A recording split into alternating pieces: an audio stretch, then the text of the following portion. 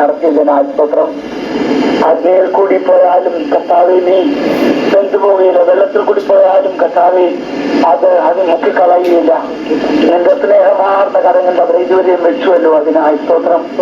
കഴിഞ്ഞ ഒരു വർഷക്കാലമൊക്കെ നിന്റെ കൃപയുടെ ചിറകിൽ കർത്താവേ നിന്റെ മക്കളെ സൂക്ഷിച്ചതിനായി അവർക്ക് ആവശ്യമായിട്ടുമെല്ലാം നീ കൊടുത്തു.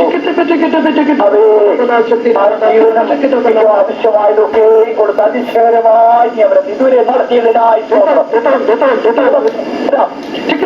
ലോകത്ത് കഷ്ടമുണ്ടെങ്കിലും ധൈര്യപ്പെടുവീൻ. ഞാൻ ലോകത്തെ ജയിച്ചു.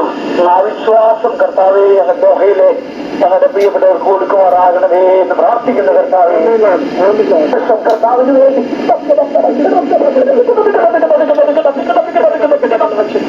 ജീവിക്കുവാനും പ്രവർത്തിക്കുവാനും മാത്രമല്ല കർത്താവേ, ഈ പുതുവർഷം തിരുവേണ്ടി വന്നാണ് നിന്നെ എതിരേൽക്കുവാൻ കർത്താവെ ഞങ്ങളെ ഒരുക്കിക്കൊള്ളുമാറാകണമേ.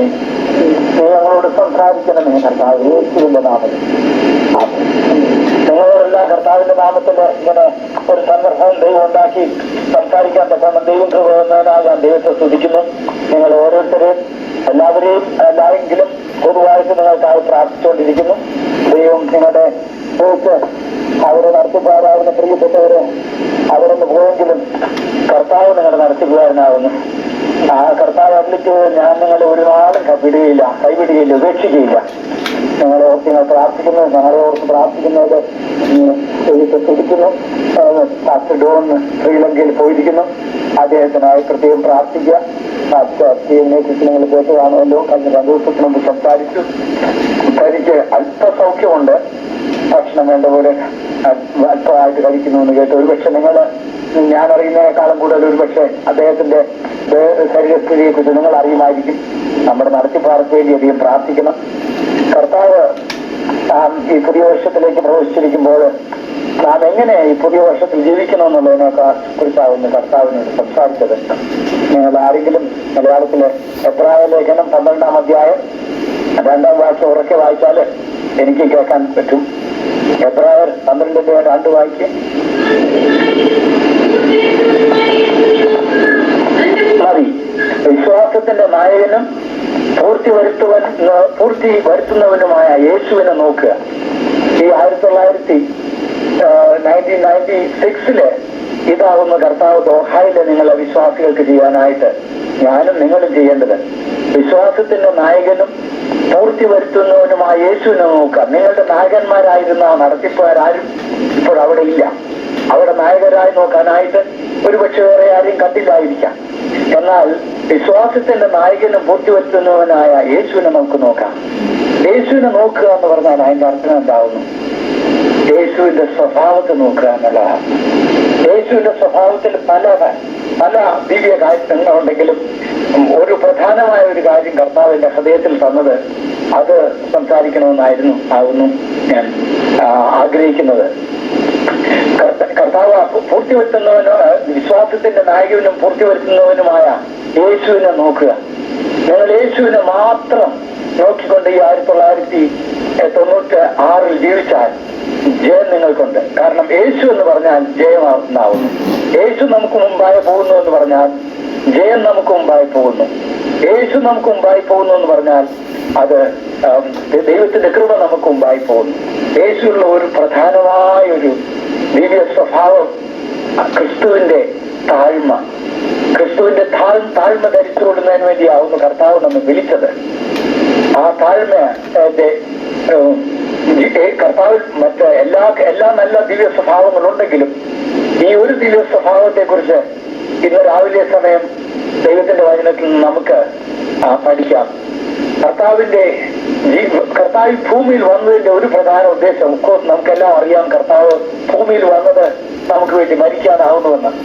എന്നാൽ കർത്താവ് സ്വർഗത്തിൽ മാത്രമായിരുന്നുവെങ്കിൽ കർത്താവിന്റെ താഴ്മയെ നാം വേണ്ട പോലെ അറിയില്ലായിരുന്നു. യേശു ക്രിസ്തു ഭൂമിയിൽ വന്നതിനാല് തന്റെ ജനനം മുതൽ മരണം വരെ ഒരു കാര്യം നമുക്ക് കാണാം, കർത്താവിന്റെ താഴ്മ. ദയവായിട്ട് ലൂക്കോസിന്റെ സുവിശേഷം 2:7 വായിക്കാം. ലൂക്കോസിന്റെ സുവിശേഷം 2:7.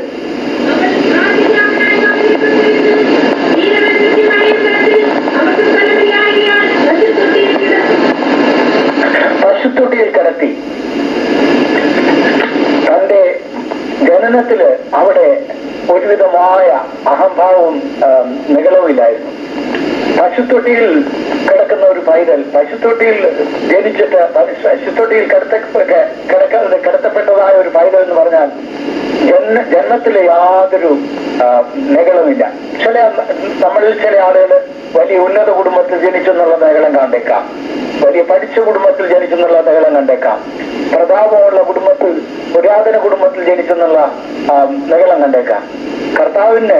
കർത്താവിന് അങ്ങനെ ഒരു വലിയ കൊട്ടാരത്തിൽ ജനിക്കാമായിരുന്നു. എന്നാൽ കർത്താവിന്റെ ആ ദിവ്യ സന്ദേശം, താഴ്മയുടെ സന്ദേശം അതിൽ കൂടി വരികയില്ലായിരുന്നു. നമുക്കും നമ്മുടെ ജീവിതത്തിലും പൂർത്തി വരുത്തുന്നവനാ, വിശ്വാസത്തിന്റെ നായകനും പൂർത്തി വരുത്തുന്നവനുമായ യേശുവിനെ നോക്കുക. അപ്പോ യേശുവിനെ നോക്കിയാൽ നമ്മുടെ വിശ്വാസത്തിന്റെ പൂർണ്ണത വരും, ജീവിതത്തിൽ നമുക്ക് പൂർണ്ണത വരും. ആരംഭത്തിൽ തന്നെ, തന്റെ ജന്മത്തിൽ തന്നെ തന്റെ താഴ്മയെ ധരിച്ചുകൊള്ള. നോഹയിലുള്ള പ്രിയപ്പെട്ട ദൈവമക്കളെ, നിങ്ങൾ ആരും നായകന്മാരില്ലാത്തതിനാൽ നിങ്ങൾ നായകന്മാരായി തീരാനായിട്ട്, അല്ലെങ്കിൽ ഒരു സ്ഥാനവും മാനം കിട്ടാനായിട്ട് നിങ്ങൾ നിഗളത്തെ ധരിക്കാൻ ഇടയാകരുത്. ദൈവത്തിന്റെ വചനത്തില് വളരെ ക്ലിയർ ആയിട്ട് എഴുതിയിരിക്കുന്നത് സദൃശ്യവാക്യം 18:12 വായിക്കുക. സദൃശ്യവാക്യം 18:12.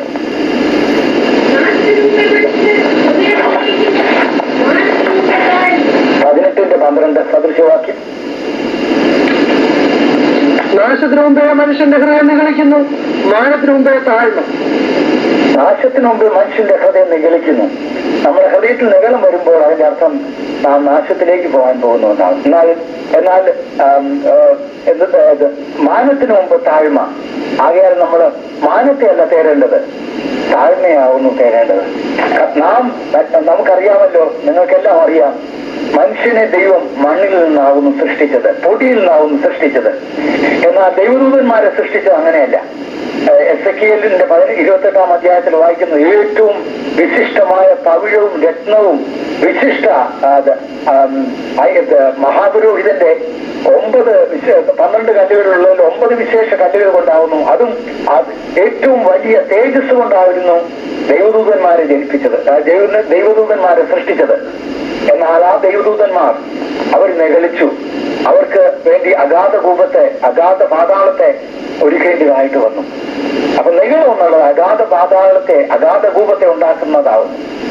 നമ്മുടെ ജീവിതത്തിൽ നിഗളം എന്നുള്ളത് അത് നമ്മുടെ ജീവിതത്തിൽ അഗാധ കൂപത്തെ ഉണ്ടാക്കുന്നതാവുന്നു. അതുകൊണ്ടാവുന്നു ദൈവം മനുഷ്യനെ അങ്ങനെ ഏറ്റവും വജ്രക്കല്ലുകൊണ്ടും തവിഴുവും കൊണ്ടും ഉണ്ടാക്കാമായിരുന്നു. എന്നാൽ അങ്ങനെ ഉണ്ടാക്കാതെ ഏറ്റവും നിസ്സാരമായ പൊടിയിൽ നിന്നുണ്ടാക്കിയത്. മനുഷ്യൻ പൊടിയാവുന്നു, പൊടിയിലേക്ക് പോകുന്നു. നാം സങ്കീർത്തനക്കാരൻ പറയുന്നത്, the Lord remembereth that we are dust. നാം പൊടിയെന്ന് അവൻ ഓർക്കുന്നു. അത് ശരി തന്നെ, നാം പൊടിയാവുന്നെന്ന് കർത്താവ് ഓർക്കുന്നു. എന്നാൽ നാം ഓർക്കുന്നുണ്ടോ? അത് നാം പലപ്പോഴും നാം പൊടിയല്ല, ഏതോ വലിയ ആളുകളാവും നാം ഓർക്കുന്നു.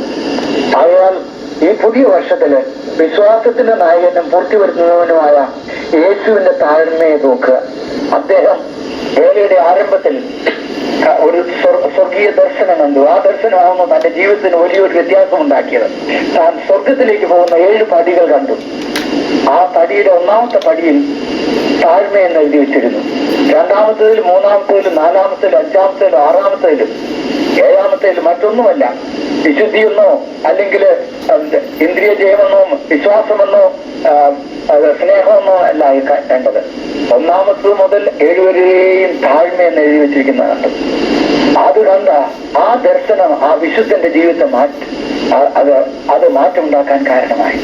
പ്രിയപ്പെട്ട ദോഹയിലെ ദൈവമക്കളെ, ഇന്ന് ഈ രാവിലെ സമയം നിങ്ങൾക്കും എനിക്കും ആ സ്വർഗീയ ദർശനം നമ്മുടെ ഹൃദയത്തില് പ്രകാശിക്കട്ടെ.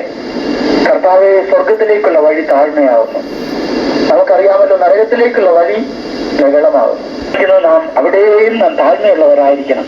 താൻ ജീവിക്കുന്ന സ്ഥലത്തെക്കുറിച്ച് തനിക്ക് ഒരു നിഗളിപ്പാനൊന്നുമില്ലായിരുന്നു. യോഹന്നാന്റെ സുവിശേഷം 1-ാം അധ്യായം 46-ാം വാക്യത്തിൽ നാം എന്താവുന്നു വായിക്കുന്നത്? താൻ എന്തുകൊണ്ടാവുന്നു നാസറത്ത് എന്നുള്ള സ്ഥലത്ത് പോയി താമസിക്കാനിടയായത്? ജീവിക്കുന്ന സ്ഥലത്തെക്കുറിച്ചുള്ള ഒരു നിഗളവും ഇല്ല. വായിക്കുക. നസ്രയത്തിൽ നിന്ന് വല്ല നന്മയും വരുമോ എന്ന് പറഞ്ഞു. നസ്രയത്തിൽ നിന്ന് എന്തെങ്കിലും നന്മ വരുമോ? നസ്രയൻ എന്ന് വിളിക്കപ്പെടുക. ഇപ്പോഴും 2000 വർഷം കഴിഞ്ഞെങ്കിലും നസ്രയത്തിനെ കുറിച്ച് പറയുന്നത് അത് ഒരു കുഗ്രാമമാണെന്നാ ഇപ്പോഴും.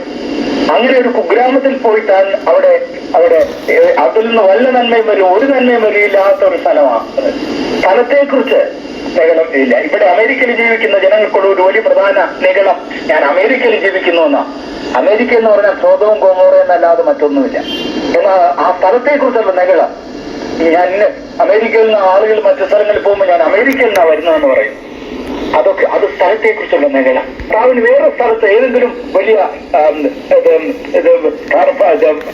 ഏതെങ്കിലും എരുസലേമിന്റെ ക്യാപിറ്റലിലോ എരുസലേം ക്യാപിറ്റൽ തലസ്ഥാനമായിരിക്കുന്ന എരുസലേമിലോ അല്ലെങ്കിൽ മറ്റു വലിയ പ്രസിദ്ധിയുള്ള സ്ഥലത്ത് തനിക്ക് തനിക്ക് വളരാമായിരുന്നു. അഴകിന്റെ നിഗളത്തിൽ പിടിക്കുന്ന മനുഷ്യരുടെ മരണം വളരെ ദുഃഖകരമായി, അഴക് പോയെന്ന് മാത്രമല്ല ഒരു പരിതാപകരമായ രീതിയിൽ അവർ മുഖം നോക്കുവാൻ പോലും നിവൃത്തിയില്ലാത്ത ചില ആളുകളുടെ മരണത്തെക്കുറിച്ച് ഞാൻ കണ്ടിരിക്കുന്നു, കേട്ടിരിക്കുന്നു. ദൈവത്തിന്റെ മക്കളെ, നമുക്ക് അഴകില് കർത്താവ് എന്തുകൊണ്ടാവുന്നു? തനിക്ക് കോമളത്വമില്ല. യഹൂദനായ ഒരു മനുഷ്യൻ, സാധാരണ യഹൂദന്മാരെല്ലാം വലിയ കോമളന്മാരാകുന്നു. കർത്താവിനെ കണ്ടാൽ ഒരു കോമളത്വമില്ല. അതായത് അഴകിൽ നാം അഹങ്കരിക്കാതെ നിഗളിക്കാതിരിക്കാൻ വേണ്ടിയാവുന്നു. എല്ലാത്തിലും നമുക്ക് കർത്താവ് ഒരു മാതൃക വെച്ചിട്ട് പോയി ദൈവമക്കളെ. ആകയാൽ ഈ വിശ്വാസത്തിന്റെ നായകനും ഈ പൂർത്തി വരുത്തുന്നവനുമായ യേശുവിന്റെ താഴ്മയെ തീർച്ചയായിട്ടും നാം നോക്കുക മാത്രമല്ല, അതിനെ നാം ധരിക്കണം. മാത്രമല്ല കർത്താവിന് തന്നെ പ്രശംസയെ കുറിച്ചുള്ളതായ നിഗളമില്ലായിരുന്നു. മറ്റുള്ളവർ പ്രശംസിക്കണമെന്നുള്ളതായ ഇതുണ്ടല്ലോ. പലപ്പോഴും നമുക്ക് അങ്ങനെ ഉണ്ടാവും. മറ്റുള്ളവർ നമ്മെ പ്രശംസിക്കുന്നതിൽ അതിലൊരു ആഗ്രഹം, അത് നിഗളത്തിൽ നിന്ന് വരുന്നതാവുന്നു. കർത്താവിന് അങ്ങനെയല്ല. യെശയ്യാവിന്റെ പുസ്തകം 53-ാം അധ്യായം 3-ാം വാക്യം വായിക്കുക. അവിടെ കർത്താവിന്റെ നിലയെ നാം കാണുന്നു. അവൻ മനുഷ്യനാൽ നിന്ദിക്കപ്പെട്ടും ത്യജിക്കപ്പെട്ടും വ്യസനപാത്രമായും രോഗം ശീലിച്ചവനായിരുന്നു. മനുഷ്യരാൽ ത്യജിക്കപ്പെട്ടും ഇരുന്ന മനുഷ്യനാ ഡിസ്പൈസ് ചെയ്യപ്പെട്ടു. ഡിസ്പൈസ് എന്നുള്ളതിന് എന്തെന്നാ ഇംഗ്ലീഷിലോ മലയാളത്തിൽ നിന്ന് നിന്ദിക്കപ്പെട്ടും ത്യജിക്കപ്പെട്ടുമായ കർത്താവിന് സ്വർഗത്തിലെ 1000 ദൂതന്മാരെ സ്വർഗത്തിൽ നിന്ന് ഇറക്കി വരുത്തിയിട്ട് 24 മണിക്കൂറും കർത്താവിനെ സ്തുതിച്ചുകൊണ്ടിരിക്കാനായിട്ട് തനിക്ക് അതിനുള്ള അധികാരം ഉണ്ടായിരുന്നു. എന്നാൽ അങ്ങനെ മനുഷ്യനാൽ നിന്ദിക്കപ്പെട്ടും ത്യജിക്കപ്പെട്ടവനുമായ മനുഷ്യനായിരുന്നു. അപ്പോ കർത്താവ് തന്നെ പ്രശംസിക്കുന്നതുള്ളതായ ഒരു നിഗളം. നമുക്ക് മറ്റുള്ളവർ നമ്മെ ഒന്ന് പ്രശംസിക്കണമെന്നുള്ള ആഗ്രഹം ഉണ്ടല്ലോ ദൈവമക്കളെ. ആ ആഗ്രഹം വരുന്ന സ്വർഗത്തിൽ നിന്ന് വരുന്നതല്ല, അത് ദൈവത്തിൽ നിന്ന് വരുന്ന ആഗ്രഹമല്ല, അത് ലൂസിഫറിന്റെ ആത്മാവാകുന്നു. കല്ലറയുടെ സ്വഭാവം ഗീവ് ഗീവ് ഗീവ്, തരിക. നാം ആത്മീയമായി ദൈവമക്കളെ നാം കല്ലറകളായി തീരരുത്. മറ്റുള്ളവർ നമുക്ക് പ്രശംസ തരണം, അധികാരം തരണം, ബഹുമാനം തരണം. ആ കല്ലറയിൽ പോകുന്ന ഒന്നും തിരിച്ചെത്തി കൊടുക്കുന്നില്ല. അതാവുന്നു നാം സദൃശ്യവാക്യത്തിൽ വായിക്കുന്നത്. ദൈവമക്കളെ, ഈ പുതുവർഷത്തില് ഏതെല്ലാം കഷ്ടങ്ങളോ പ്രയാസങ്ങളോ നമുക്ക് വരാൻ പോകുന്നു നാം അറിയുന്നില്ല. കഷ്ടങ്ങളും പ്രയാസങ്ങളും ഒരുപക്ഷെ ഉള്ള വർഷമായിരിക്കാം. ചിലപ്പോൾ നിങ്ങളുടെ കുടുംബങ്ങളിൽ പ്രയാസങ്ങൾ വന്നിരിക്കാം. ദോഹായിലെ സഭയില് ഒരുപക്ഷെ നിങ്ങളെ ചിലര് അവിടെ നിങ്ങളെ ദണ്ഡിപ്പിച്ചെന്നിരിക്കാം. കഷ്ടങ്ങൾ വന്നിരിക്കാം. കർത്താവിന് വേണ്ടി കഷ്ടപ്പെടണമെങ്കിൽ, കർത്താവിന് വേണ്ടി നിൽക്കണമെങ്കിൽ ഒരു കാര്യം നമുക്ക് ആവശ്യമായിരിക്കണം: താഴ്മയെ ധരിക്കുക. ഏത് കഷ്ടങ്ങളിൽ കൂടി പോകണമെങ്കിലും താഴ്മയെ ധരിച്ചാൽ താഴ്മയുള്ളവർക്ക് ദൈവം കൃപ തരുന്നു. ഇന്നത്തെ സഹായവും ഞങ്ങളുടെ ഉണ്ടായിരുന്നപ്പോൾ ഒരു പ്രവചനം ഉണ്ടായി. ഒരു ദൈവദാസനിൽ കൂടെ അദ്ദേഹം പറഞ്ഞത്, നിങ്ങള് humble thyself in the mighty hand of the Lord. മലയാളത്തിൽ എങ്ങനെയാവുന്നു? തന്റെ താഴ്ന്നിരിക്കുക, തന്റെ വൻകരങ്ങളിൽ നാം താഴ്ന്നിരിക്കണം. ആയിരുന്നപ്പോൾ തന്റെ ധനത്തിൽ തനിക്ക് നിഗളിപ്പാനില്ലായിരുന്നു. ആഗ്രഹം നിങ്ങൾക്കായിരിക്കണം: കർത്താവേ, എന്റെ സഹോദരൻ എന്നെക്കാളും വലിയവനായിത്തീരണം. ദോഹായിലുള്ള എന്റെ മറ്റേ ആ സഹോദരൻ, എന്നെക്കാളും ജൂനിയറായ വിശ്വാസത്തിൽ നിന്നില വന്നതായ സഹോദരൻ എന്നെക്കാളും ശ്രേഷ്ഠനായിത്തീരണം.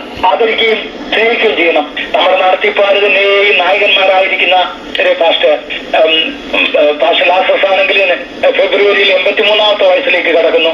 പാസ്റ്റർ ഡോൺ ആണെങ്കിൽ താൻ സാധാരണ ഒരു നേരമാവുന്നു, ഒരല്പം മാത്രമാവുന്നു ഭക്ഷണം കഴിക്കുന്നത്. താൻ വളരെ ക്ഷീണിതനാവുന്നു.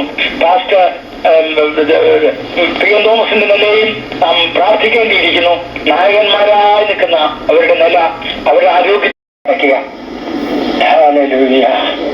കർത്താവ് സ്നേഹമേറിയ സ്വർഗീയ പിതാവേ,